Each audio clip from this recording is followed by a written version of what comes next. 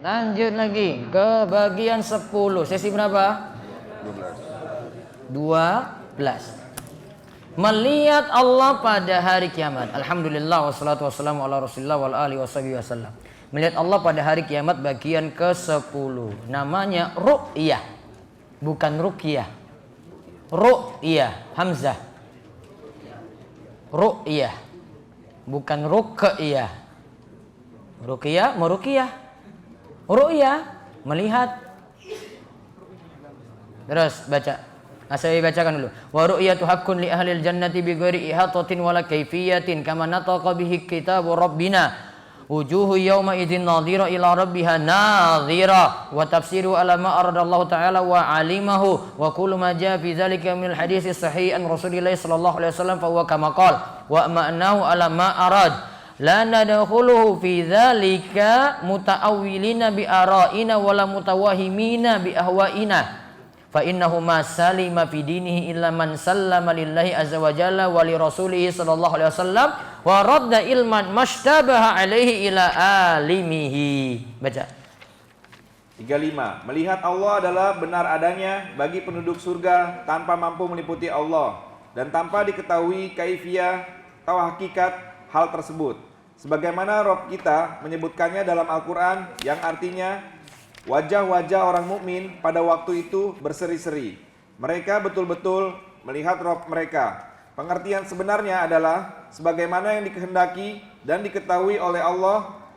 Setiap hadis sahih dari Rasulullah SAW yang meriwayatkan persoalan tersebut, maka itu sebagaimana yang Nabi katakan dan maknanya sesuai dengan apa yang Dia kehendaki. Tidak pada tempatnya kita terlibat untuk mentakwilkannya dengan logika kita atau menduga-duga dengan hawa nafsu kita. Sungguhnya seseorang tidak akan selamat dalam beragama dari kesesatan sebelum ia berserah diri kepada Allah dan Rasulnya dan menyerahkan ilmu hal yang masih samar baginya kepada orang yang lebih mengetahui darinya. Lihat tentang ru'yah. Apa? Ru'yah. Artinya apa? Melihat Allah. Kapan? Pada hari kiamat. Kenapa ini diangkat? Karena yang menolak sifat ini menyatakan Allah tidak bisa dilihat. Padahal di sini dikatakan wujuhu yauma idzin nadhira ila rabbiha nadhira. Wajah-wajah orang mukmin pada itu berseri, pada saat itu berseri. Mereka betul-betul melihat Rabb mereka. Betul-betul melihat Allah berarti. Sekarang di dunia kita lihat enggak? Lihat atau tidak? Tidak. Masa enggak ada balasan untuk itu? Iya kan? Masa nggak ada balasan untuk itu? Orang saja sudah tahu informasi, wah dia mungkin dengar ini Ustadz Fulan, wah ini dari kota mana gitu dilihat. Oh saya sering ini baca tulisannya gini. Oh tahu nih, wah ini orangnya kayak gimana? Pengen lihat kan? Pengen lihat. Maka manusia kalau beramal di dunia juga seperti itu. Kita selama ini tidak melihat Allah di dunia. Pengen melihat Allah nggak? Pengen. Itu kenikmatan itu. Maka Allah nanti akan dilihat oleh orang-orang beriman pada hari kiamat. Di dunia bisa atau tidak? Tidak bisa. Nah sekarang lihat penjelasannya. Orang-orang mukmin akan melihat Rabb mereka pada hari kiamat nanti betul-betul dengan penglihatan mereka sendiri. Hal ini telah dinyatakan dalam Al-Quran dan As-Sunnah. Allah Subhanahu wa taala berfirman dalam surat Al-Qiyamah ayat 22 sampai 23 yang artinya wajah-wajah orang mukmin pada hari itu berseri-seri kepada Rabb-nya mereka melihat. Allah Subhanahu wa taala juga berfirman dalam surat Yunus ayat 26 yang artinya bagi orang-orang yang berbuat baik ada pahala yang terbaik atau surga dan tambahannya. Nah, lihat makna ziyadah, tambahan itu apa? Lihat di bawah. Nabi SAW telah menafsirkan ziyadah. Lanjut. Nabi SAW telah menafsirkan ziyadah atau tambahan. Yang dimaksud dalam ayat tersebut adalah melihat wajah Allah Subhanahu wa taala. Garis bawahi. Berarti selain dapat surga, tambahannya apa? Melihat wajah Allah. Jadi orang beriman bukan hanya dapat surga saja, namun bonusnya apa? Melihat wajah Allah. Itu namanya ziyadah. Lilladzina ahsanul husna wa ziyadah. Bagi orang-orang yang berbuat baik ada pahala yang terbaik, surga. Ditambah apa? Ziyadah. Tambahannya apa? Melihat wajah Allah. Beliau sallallahu alaihi wasallam bersabda, "Innakum satarawna rabbakum kama tarawna hadzal qamara la tudammuna fi ru'yatihi." Baca. Sesungguhnya kalian akan melihat Rabb kalian sebagaimana kalian melihat rembulan ini. Kalian melihatnya tanpa saling berdesakan. Bukanlah maksud hal ini adalah Allah diliputi sesuatu atau diketahui dengan baik dari segala sisi. Namun itu adalah penglihatan hakiki dan bukan hanya penglihatan hati atau maknawi. Bahkan inilah nikmat yang paling besar yang akan diperoleh penghuni surga. Nah, garis bawahi, melihat Allah itu nikmat yang paling besar. Tadi sebagaimana kalian melihat rembulan ini, ya, artinya sangat-sangat jelas. Rembulan kan jelas kan kalau dilihat kan? Nah, kalian melihatnya tanpa saling berdesakan. Kalau mau melihat sesuatu, kalau jangkauannya sedikit, pasti orang berdesakan, gantian dong, saya lihat dong. Gitu kan? Nah, kalau melihat Allah tidak perlu seperti itu. Ya, tidak perlu seperti itu. Tidak perlu berdesakan. Ya saya dulu dong. Oh enggak, semuanya bisa melihat. Itu namanya ziyadah tadi. Tambahan. Dan tadi di garis bawahi apa? Nikmat melihat Allah itu nikmat yang paling besar bagi penghuni surga. Jadi jangan pikirannya cuma bidadari saja. Mikirnya bidadari, jomblo juga mikirnya bidadari. Ya mikirnya cuma bidadari aja. Oh, saya dapat ini, waduh, dapat nikmat bidadari, enak sekali. Oh, nikmat luar biasa. Lihat wajah Allah itu lebih besar daripada itu. Bidadari kalah. Tapi dapat nggak? Dapat insya Allah. Jomblo dapat nggak? Insya Allah. Kamu nggak akan merana di sana.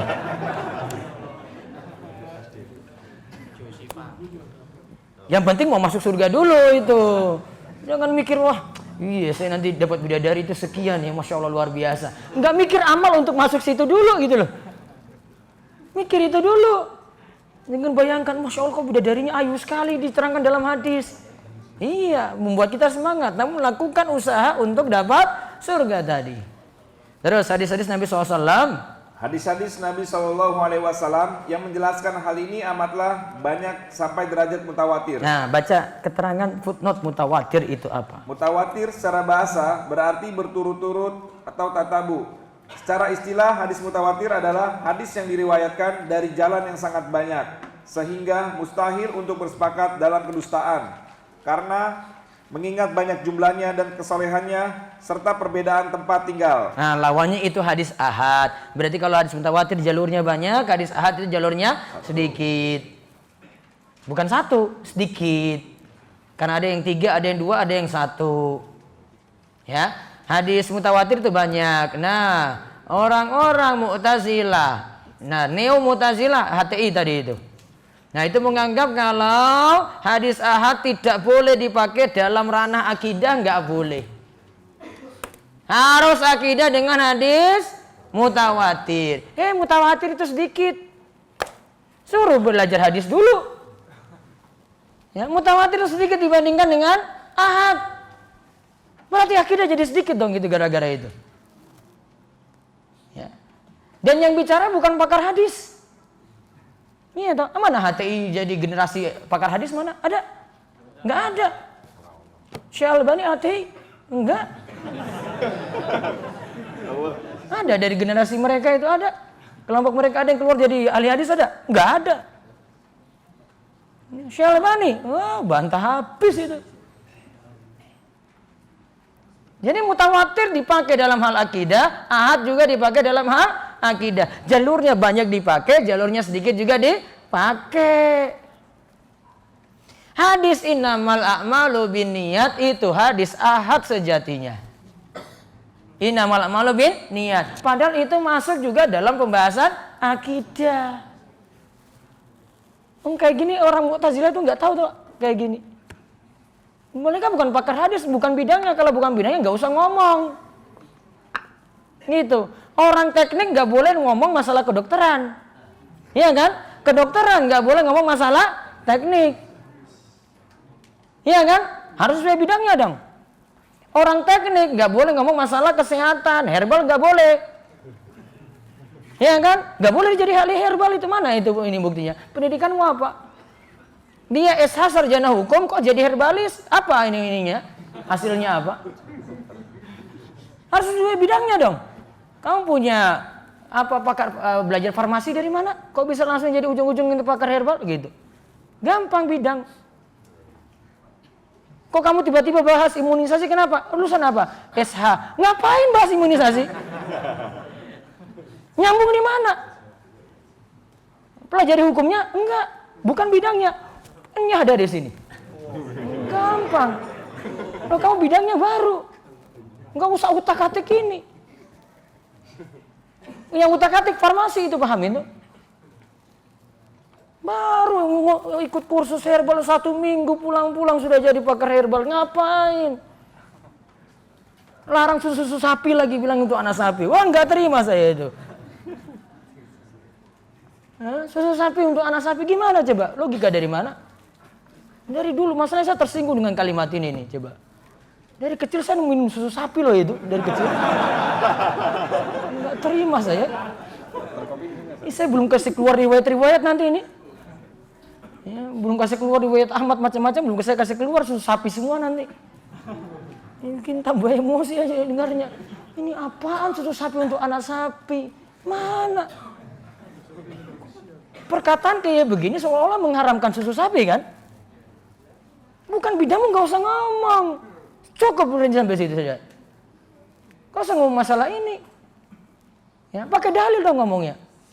Masalah agama ini. Ya, nggak terima yang dari kecil minum susu sapi. Iya, saya nggak terima sekali itu. Orang tua saya kasih susu sapi terus saya itu. Tiap hari mau berangkat sekolah susu sapi. Saya nggak usah sebut mereknya, nanti terkenal. Kayaknya udah terkenal. Sudah terkenal, iya. Susu sapi ya terus coba. Itu aja, kalau mana mau terima saya dibilang ini. Masa saya jadi anak sapi sampai sekarang? Kalau bukan bidangnya jangan ngomong. Sama, kamu bukan anak apa kamu? Ngomong ini, ngomong masalah imunisasi. Jurusan apa kamu? Lihat dulu dong pakar. Kalau teknik kimia masih nyambung, dia bisa bedah imunisasi. Kenapa? Katalis. Katalis nggak paham dong? Nggak paham. Bukan bidangmu, enyah kamu dari sini. Gampang. Kamu nggak tahu katalis itu apa saja, pergi kamu dari sini. Teknik kimia biasa kayak gitu. Oh, katalis, oh sudah tahu, gampang itu jelaskannya. Ini ngomong katalis iki makanan apa meneh. Hanya kamu dari sini, bukan bidangmu. Sama tadi, dia nggak tahu mutawatir ahad. Ngapain ngomong hadis? Ngapain ngomong ini bukan diambil untuk masalah akidah, nggak boleh ambil dari hadis? Kamu bidangnya apa emangnya? Coba kamu lihat di kalangan hati, ada yang jadi pakar hadis di Indonesia? Nggak ada. Ngapain ngomong masalah hadis? Ya. Kalau demo ada. Heran saya itu. Koar-koar saja. Tadi yang mutawatir ya? Ya. Nah, hadis-hadis Nabi ini amatlah banyak sampai derajat apa? Mutawatir. Apa artinya mutawatir? Banyak, gitu aja. Riwayatnya banyak. Lawannya apa? Ahad. Ahad berarti apa? Sedikit. Dua-duanya diterima dalam masalah akidah atau tidak? Diterima. Jadi kalau bicara tentang melihat Allah, riwayatnya mutawatir. Mutawatir ada 2 macam. Mutawatir secara lafaz dan mutawatir secara makna.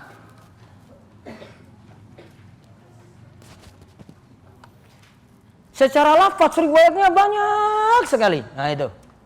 Secara makna berarti lafaznya beda-beda menuju pada makna yang sama.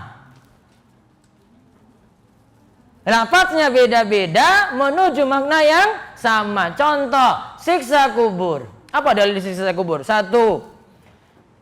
Doa ketika di tahiyat akhir sebelum salam. Apa? Allahumma inni a'udzubika min adzabil jahannam wa min adzabil qabri. Nah, adzabil qabri ini.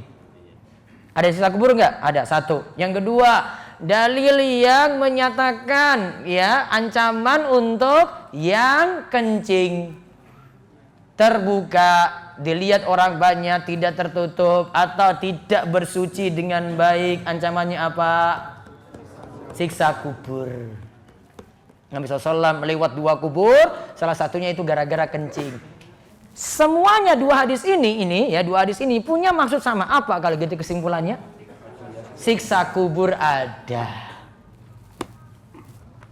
Dan sungguh aneh kalau orang baca Allahumma inni a'udzubika min adzabi jahannam wa min adzabil qabri. Ya Allah, lindungilah aku dari siksa kubur. Namun enggak meyakini siksa kubur. Kamu baca apa? Jadi bilang sama orang Mu'tazilah gitu, kamu baca apa emangnya? Kamu kok baca kok enggak yakini? Iya kan? Kamu kok baca kok enggak yakini? Itu bagaimana? Enggak, saya baca namun saya enggak yakin ini karena hadisnya ahad itu. Ini ahad ini enggak masuk dalam masalah akidah itu. Gimana? Nabi aja enggak bilang kayak gitu. Maka tadi hadis ru'yah tadi melihat Allah. Ini hadisnya banyak nih, ceritanya tentang ini banyak, ya kan? Tujuannya satu, nanti membicarakan satu hal. Semuanya membicarakan apa? Melihat Allah. Itu namanya mutawatir makna. Banyak hadisnya, punya makna yang satu. Terus bagaimana yang dinyatakan? Bagaimana yang dinyatakan oleh ulama terkemuka yaitu Ibnu Katsir. Ibnu Katsir, ulama Syafi'i. Ulama Syafi'i ini Ibnu Katsir katakan masalah melihat Allah hadisnya itu mutawatir. Terus maksud ayat dan hadis? Maksud ayat dan hadis adalah sesuai dengan zohirnya atau tekstual. Berarti kalau dikatakan melihat Allah, berarti kita katakan melihat Allah, bukan melihat kekuasaan Allah. Kamu melihat apa? Allah secara langsung. Terus, yaitu bahwa orang-orang beriman akan betul-betul melihat Robnya pada hari kiamat nanti. Kita membenarkan berita yang datang mengenai hal ini, dan kita tidak mau mentakwil hal ini dengan logika kita yang terbatas.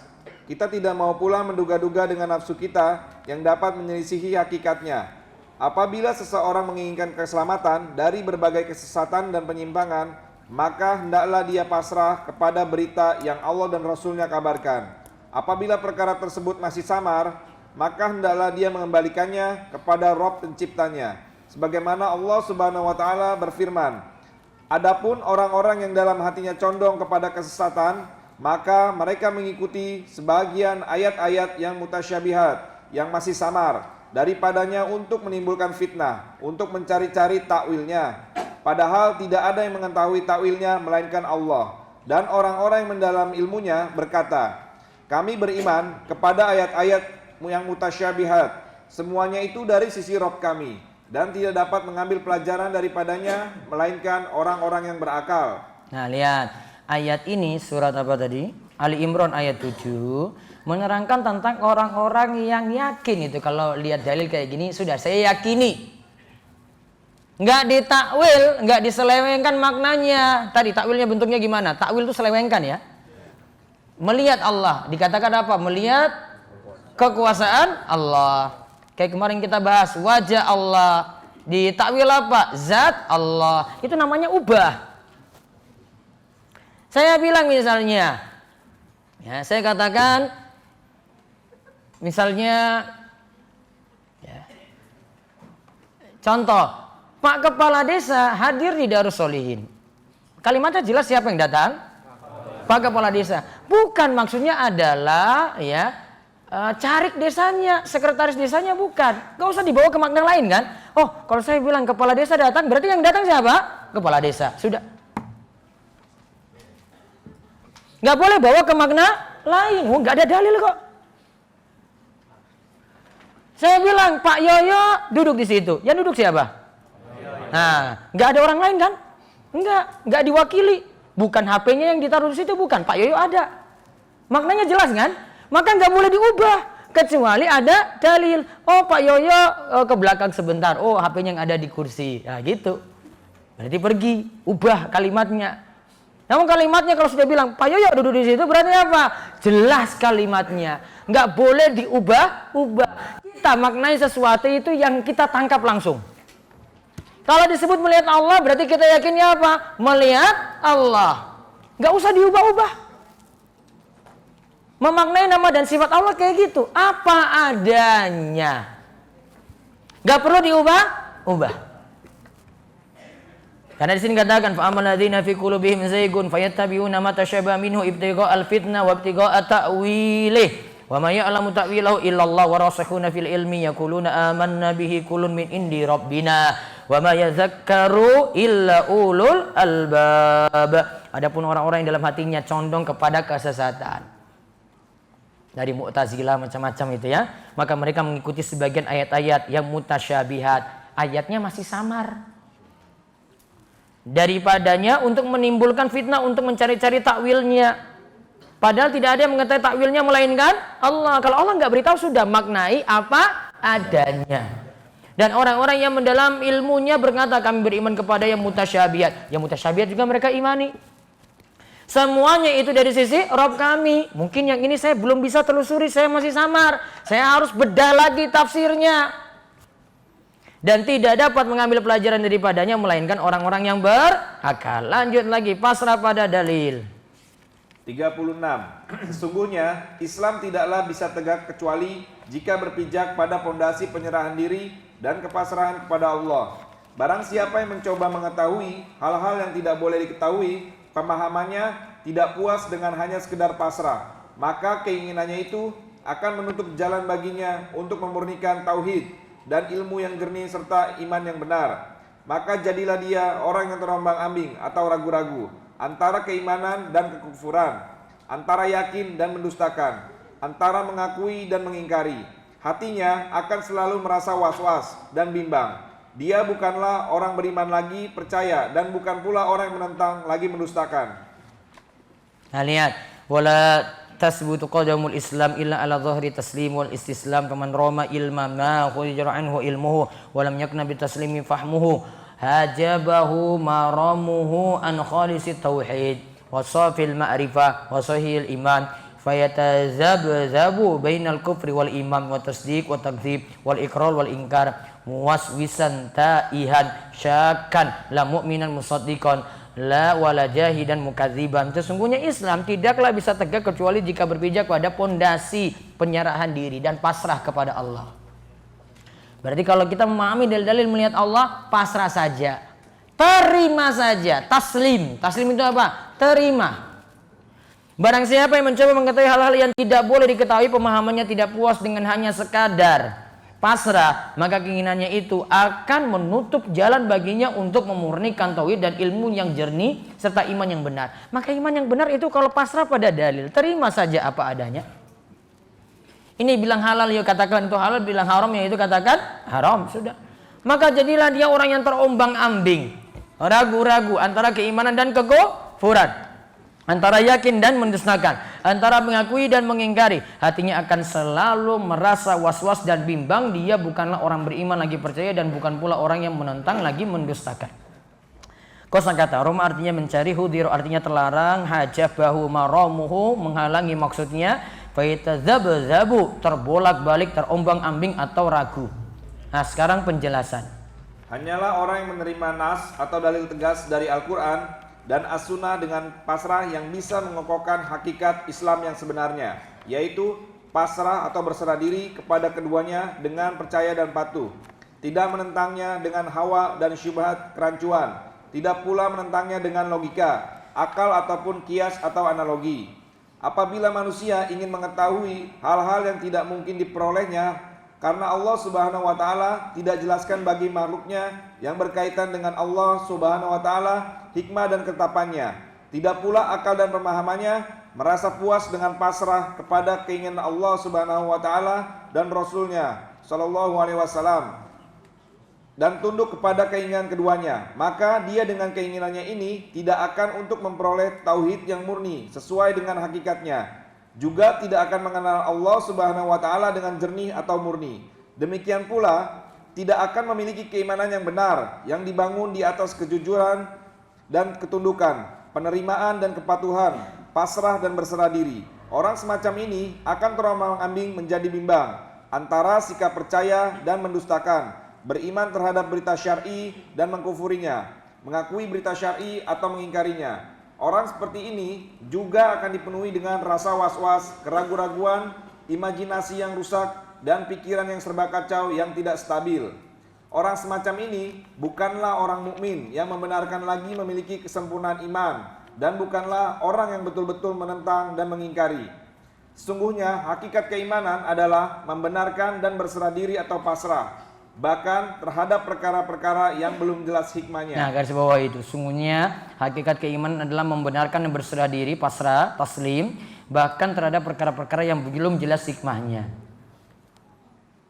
Ini kok Allah turun ke langit dunia sepertiga malam terakhir, hikmahnya apa? Imani saja.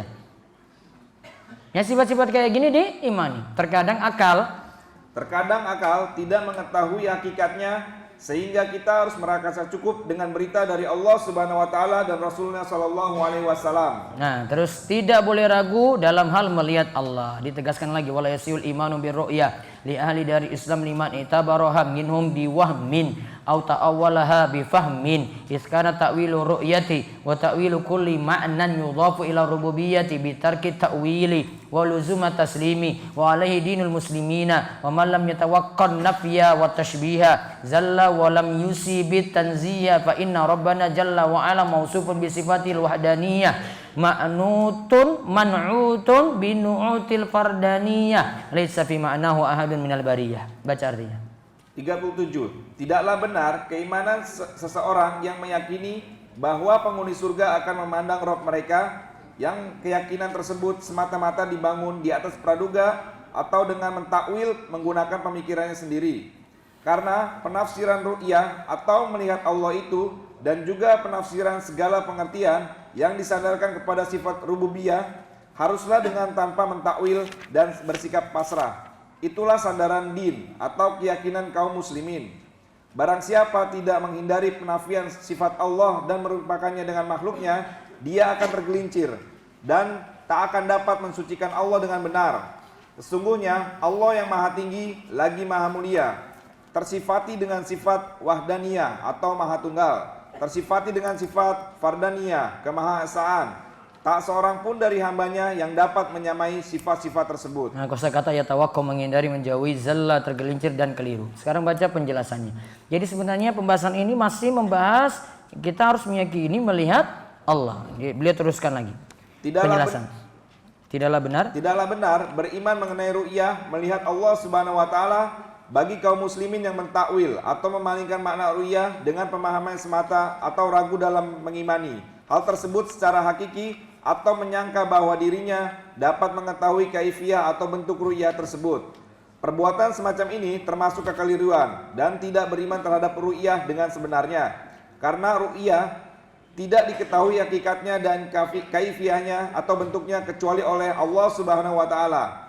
Ta'wil atau penafsiran yang benar terhadap perkara ru'yah dan segala sesuatu yang berkaitan dengan Allah sebagai pencipta adalah tidak mentakwil atau memalingkan makna ru'yah dari yang sebenarnya dan tidak membayangkan bentuknya dengan sesuatu yang terjadi pada manusia di dunia. Bahkan kita harus membenarkan makna yang sahih, yang benar, yang ditunjukkan oleh dalil tanpa kita membayangkan bentuknya, dengan bersikap pasrah dan meyakini berita dari Allah dan Rasulnya mengenai hal itu. Inilah agama kaum muslimin yang benar yang dibawa oleh Nabi SAW.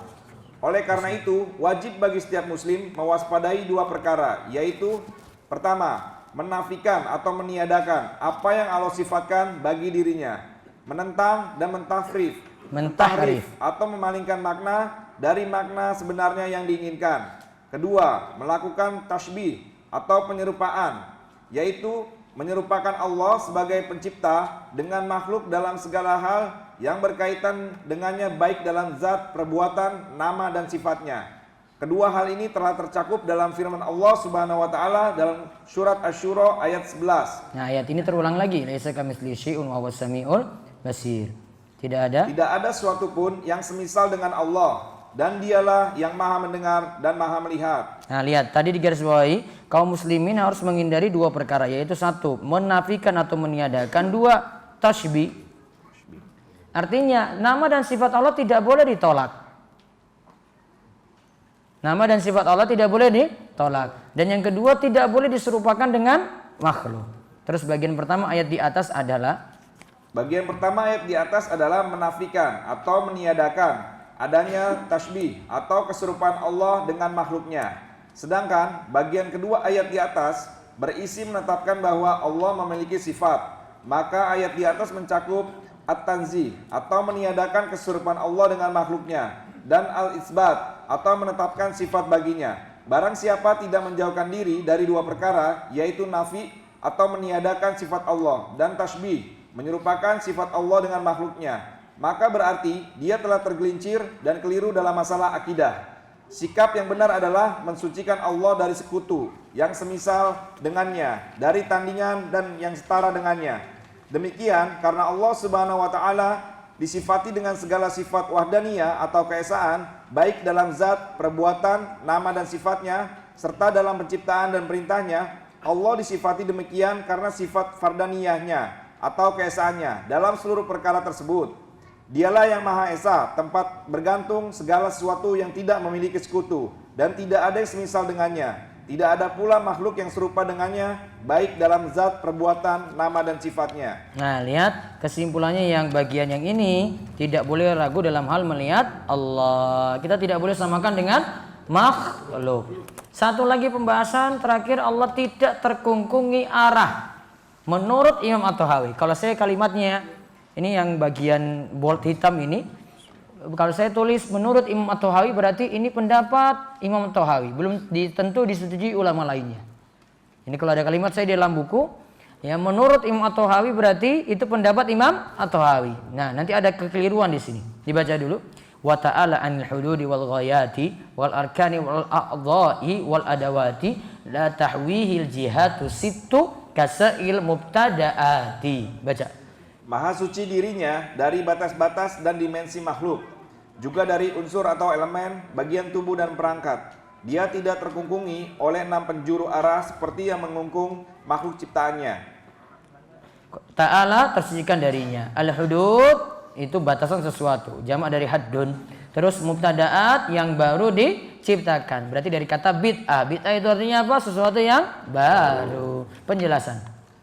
Allah Subhanahu wa taala Maha tersucikan dari berbagai batas dan dimensi. Dia tidak memiliki batasan dan tidak pula dimensi yang membatasi. Bukanlah makna hal ini Allah Subhanahu wa taala memiliki pertalian dengan makhluknya dan masuknya Allah kepada makhluk. Bahkan Dia Subhanahu wa taala terpisah dari makhluknya. Demikian pula Allah Subhanahu wa taala tersucikan dari unsur atau elemen, bagian tubuh dan perangkat, yaitu seperti anggota tubuh yang ada pada makhluk yang digunakan untuk memperoleh manfaat atau menolak bahaya. Maha suci Allah Subhanahu wa taala dari yang demikian.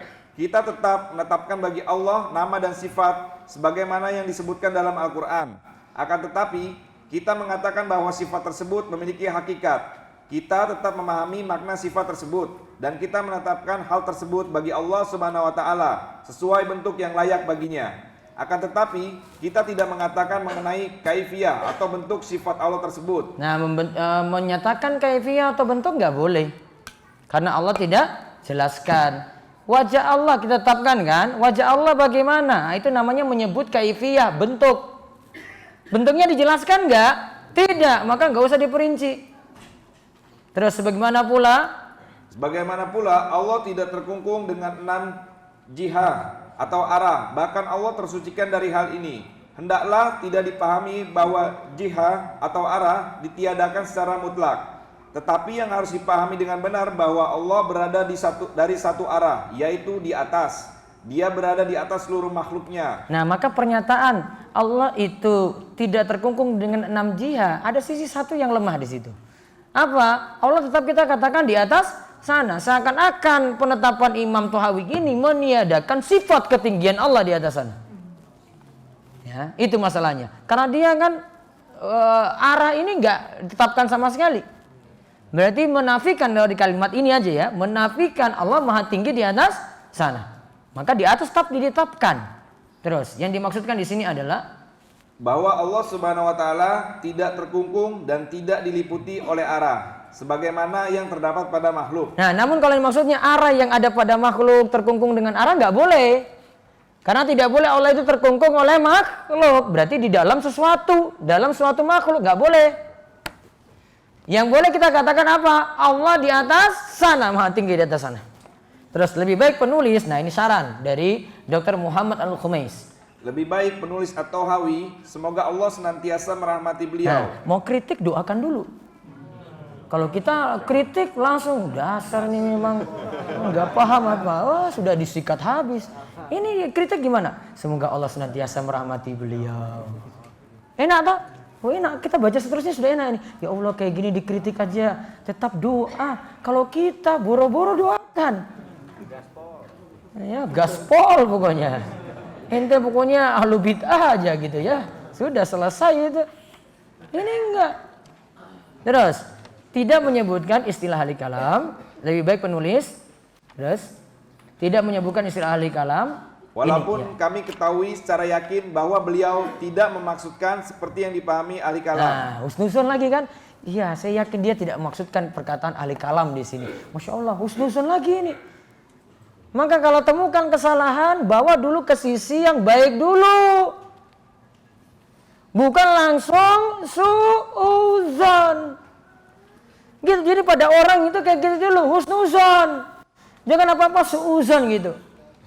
Sama antum mau sikapi yang baru ngaji juga kayak gitu. Jangan langsung apa suuzon. Ih, bapak ini sudah ngaji istrinya kayak gitu. Ih, ngapain bahas istrinya? Dia aja dulu. Iya kan? Ini dulu ini di bawah nih. Pelan-pelan doakan saja. Mudah-mudahan istrinya ikut lagi ngaji. Gitu kan? Kan enak dengarnya. Gimana? Enak nggak dengarnya? Wah enak. Ya mudah-mudahan nanti istrinya ngaji. Oh, kalau nggak sekarang, iya nanti hidayah masih ada. Belum meninggal dunia kok. Mungkin nggak? Mungkin. Siapa yang bolak-balikan hati? Allah. Ente apa Allah?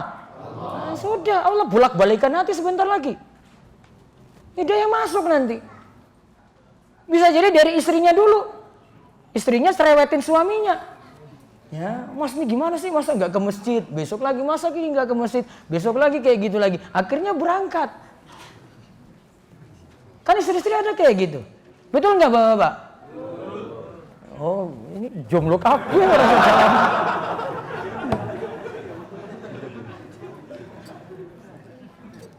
Bisa jawab. Besok cari awat yang biasa-biasa saja, nggak dicerewetin gitu loh. Levelnya di bawah. Ya kalau dia mau sama ente.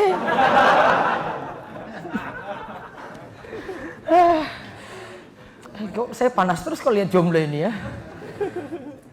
Mendingan simbah-simbah aja, gantian di dalam sini, jomblo di luar aja lah.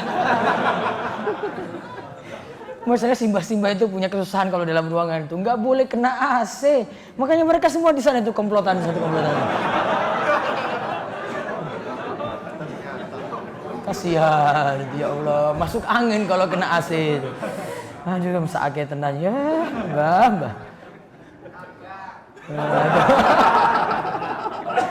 Biasanya ngarit, panas semua, kena AC langsung demam.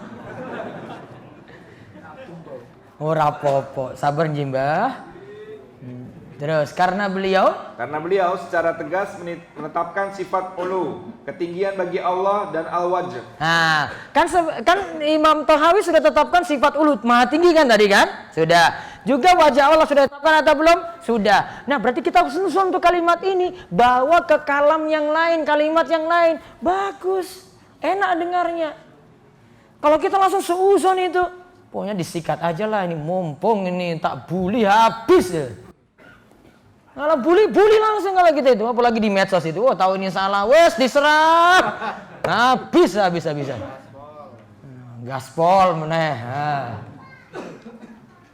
Ini sifat ulu sudah ditetapkan kan Imam Tahawi, ya kan? Wajah juga sudah ditetapkan kan? Nah kalau tadi ada kesalahan itu, bawa ke, maksudnya Imam Tahawi bukan kayak gitu dong, bawa ke sisi positif, walau berat, daripada suuzon pada orang. Husnuzon terus itu enak. Ya, husnuzon terus enak. Maka kalau mau sikapi orang kayak tadi, ini ada yang baru ngaji ya, ini dia pakai pakaian kok kayak begini, biasa saja dulu. Ya, nggak usah disikat dulu gitu. Kadang ibu-ibu juga kayak gitu tuh, sensi banget sama orang yang baru ngaji itu. Dia lihat, datang. Sering itu kalau pertanyaan masuk ke saya ini. Saya sudah tahu ibu di belakang sana itu ada yang pakaiannya belum syar'i. Saya nggak mau ngomong ini. Tapi pertanyaan masuk ke saya. Ini kenapa ibu-ibu ini kayak gini, ini. Nggak mau saya jawab. Saya sudah lihat kok. Wah, ibunya kayak gitu ada di belakang. Kayaknya lagi singgung orang belakang nih. Jangan-jangan duduk di sampingnya ini. Jangan gitu. Orang butuh berubah. Dulu coba kalau sekarang kamu jadi dia coba sekarang. Ya kan baru ngaji. Gimana perasaanmu coba? Terima nggak? Enggak, saya nggak mau ngaji lagi. Uang DSG koyong ini ya. Keras banget ya. Pelan-pelan. Karena hidayah itu butuh pelan-pelan. Sama juga, ada yang merokok sudah ngaji merokok mungkin nggak? Mungkin nggak apa-apa? Mungkin aja. Simbah mungkin nggak? Di wong lagi. Coba lihat. Yang saya bilang tadi kalau lihat saya terus kabur buang rokok tuh ada. Kan ini lagu langsung anteng ya. Assalamualaikum Ustaz. Tadi buang apa itu? Ternyata rokok di belakangnya. Ketahuan banget. Tapi masih mending kan itu kan? Masih mending tahu salah berarti kan? Masih mending kan daripada dia tarik terus kan? Sudah tahu salah. Ada sisi positifnya nggak? Ada. Mungkin nggak bisa langsung. Sama ente juga dulu nggak bisa langsung. Betul nggak? Bapak-bapak. Betul nggak?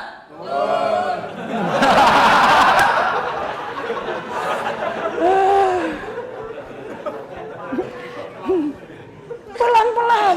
Nggak bisa langsung. Sama juga keluarga kayak gitu juga. Ya. Nggak bisa itu ditinggalkan langsung tradisi-tradisi itu. Itu sudah berpuluh-puluh tahun. Kamu belum lahir itu sudah ada. Mau ubah gimana coba? Husnuzon dulu. Wah ini pasti pelan-pelan insya Allah itu. Saya yakin nanti janji Allah nanti bisa berubah. Mereka itu. Bisa nggak? Bisa. Umar aja paling keras aja jadi bisa masuk Islam kan? Iya kan? Umar paling keras bisa masuk Islam itu. Nabi berdoa itu kepada pembesar Quraisy 2 orang itu. Kalau enggak Umar, ini Abu Jahal. 2 itu. Siapa yang masuk Islam? Umar. Padahal enggak mungkin itu menurut Nabi itu. Enggak mungkin, mustahil ini masuk Islam, ini mustahil. Masuk Islam enggak? Masuk enggak? Masuk. Kamu enggak yakin namun Allah itu bisa buka pintu hidayah itu. Bukan kamu yang ubah hati orang. Maka pelan-pelan. Santai gitu loh. Enjoy aja. Sekarang tinggal belajar, makanya ngaji. Ngaji biar nanti keluarga sendiri dapat hidayah. Gak usah bahas takmir masjid dulu. Ustaz yang takmir masjid saya ini ahlu bid'ah tenan nih. Ustaz saya kamu sudah putus asa itu pertanyaan. Apa ini kayak begini? Ustaz takmir saya ini ahli bid'ah. Ustaz ini gimana? Saya boleh sholat di belakang dia enggak? Saya enggak mau jawab kayak begini. Kamu kayak sudah nuduh kayak gitu kayak langsung kafir aja dia. Bawa pelan-pelan. Dia aja mungkin belum tahu. Kamu mungkin nggak pernah senyum padanya. Sudah jenggotan sangar meneh. Sangar ora tahu senyum. Bilang alu bid'ah lagi. Wes. Siapa yang mau terima coba? Nggak ada kan? Bawa senyum-senyum. Iya kan? Kadang Pak ini ada parfum, nah besok Pak ini ada sarung ini Pak, nah besok lagi Pak ini ada koko, nah besok baru kamu kasih tahu lagi Pak ayo Pak kita ngaji bareng, nah gitu biar ustadznya yang serang.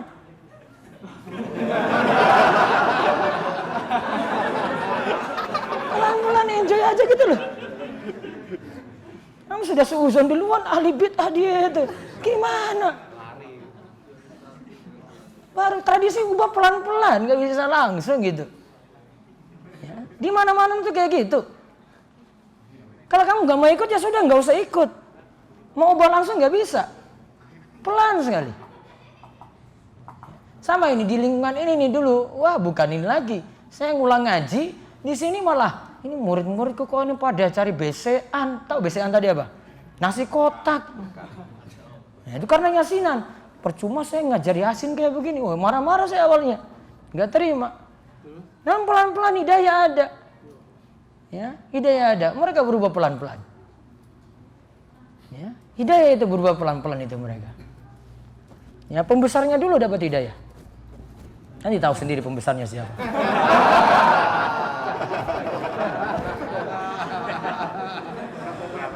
Aduh.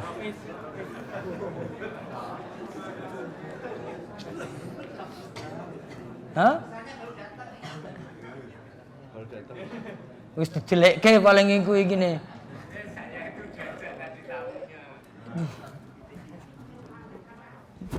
Sudah, paham ini ya? Diajarkan apa tadi? Husnuzon. Ini lihat orang itu kayak gitu sih ngapi. Pulang-pulang sampai Surabaya, Jakarta nggak keras-keras. Dakwah tuh nggak kayak gitu. Pelan-pelan itu murah senyum. Seperti saya lah. Ngomong tenan itu ya. Ya husnuzon juga dia. Mungkin orang baru ya. Ujub-ujub. Itu. Ke Jakarta, gitu juga ubah sikap. Pelan-pelan. Ya, gaul dengan orang, ngajak dulu rangkul baik-baik. Bisa nggak? Bisa. Contoh ini kayak gini nih. Ini nyikapi kesalahan loh ini. Ya, nyikapi kesalahan. Namun doakan dulu ya kan? Husnuzon dulu. Bawa ke sisi apa tadi? Positif. Kecuali kalau kamu punya kecurigaan yang besar, nah itu baru. Namun kalau masih bisa dibawa positif, positif. Lihat temanmu boncengan sama cewek, apa kesimpulannya? Ya selingkuh. Suzan. Apa kesimpulannya? Apa? Oh iya, itu jangan-jangan pengantin baru. Satu, apalagi? Adiknya. Apa? Adik perempuannya apalagi? Saudara sepersusuannya, ya toh? Habis.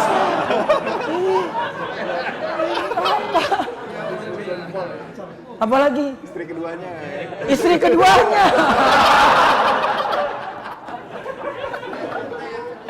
Iya toh, husnuzon berapa tadi? Sudah 4 loh. Dosa kan kamu husnuzon kayak gini? Enggak dosa.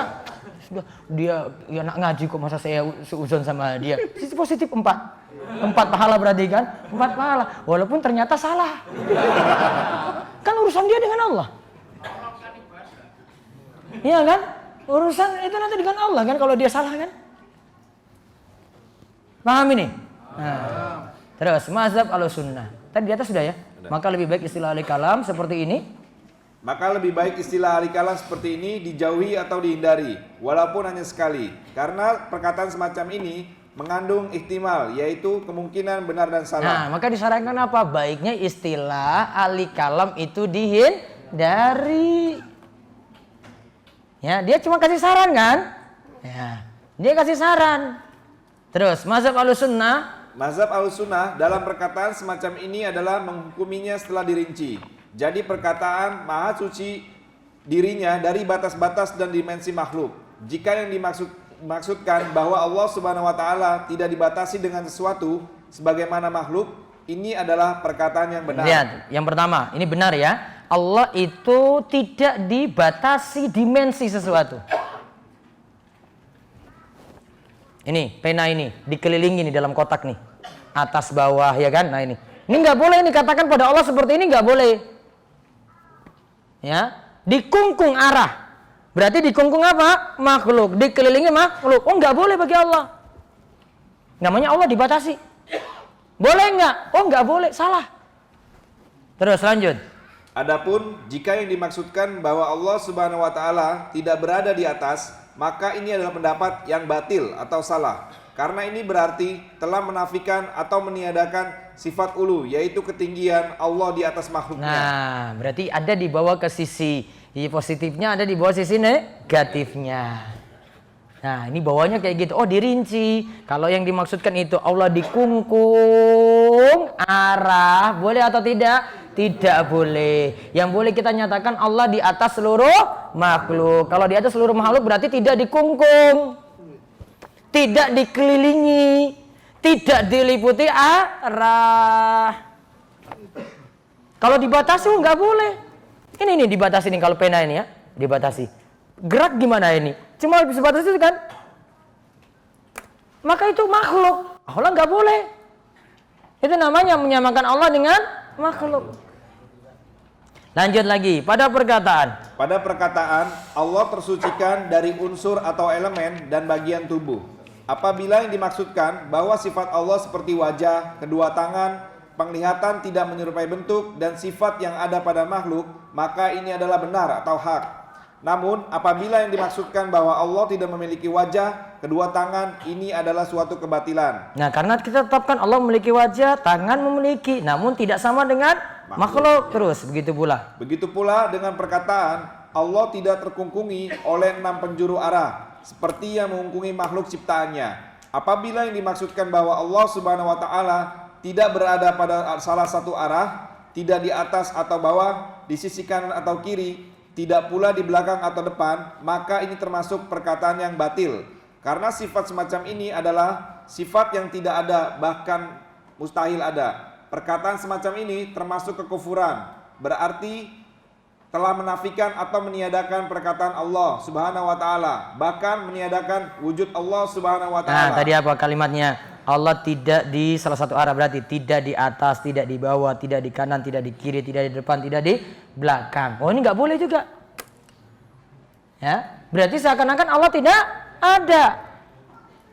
Terus, namun apabila yang dimaksudkan bahwa Allah tidak dibatasi dalam segala sesuatu sebagaimana makhluk, ini adalah benar atau hak bagi Allah. Wallahu a'lam. Makanya tadi kenapa tercampur ahli kalam? Mikirnya jelimet, berat sekali mikirnya ini tadi. Ya toh, coba kalimat ini bagian ini nggak ada. Cuma kesimpulannya apa? Allah Maha Tinggi. Selesai kan? Selesai. Namun kalau campur dengan perkataan ahli kalam, filosof, malah mikirnya sulit kan? Sulit. Sebenarnya simpel ini milik kata itu. Namun karena tercampur tadi dengan perkataan ahli kalam, kesimpulan Allah Subhanahu wa Ta'ala akan dilihat pada hari kiamat nanti oleh setiap pandangan. Orang mukmin akan melihatnya secara hakiki, tanpa meliputinya, tanpa melihatnya dengan baik dari segala sisi, dan terdapat asar atau dalil yang dapat diterima mengenai hal ini. Wajib bagi setiap muslim untuk menjauhi sikap takwil dan menjauhi perkataan ahlu tatil yang menolak sifat Allah. Nah, kalau takwil menyelewengkan makna, taktil menolak. Menyelewengkan berarti mengubah. Kalau taktil itu menolak. Terus. Wajib pula diketahui bahwa Allah Tabaraka wa Ta'ala tersucikan dari segala sesuatu itu yang Tabaraka wa Ta'ala ya. Tadi simbolnya saya salah milih simbol. Terus tersucikan dari sesuatu yang baru terjadi, baca makhluk, dan tersucikan pula dari keserupaan dengan seluruh makhluk. Baik. Sudah? Lanjut lagi? Lanjut lagi? Satu lagi bahasan berarti. Break dulu 1 menit.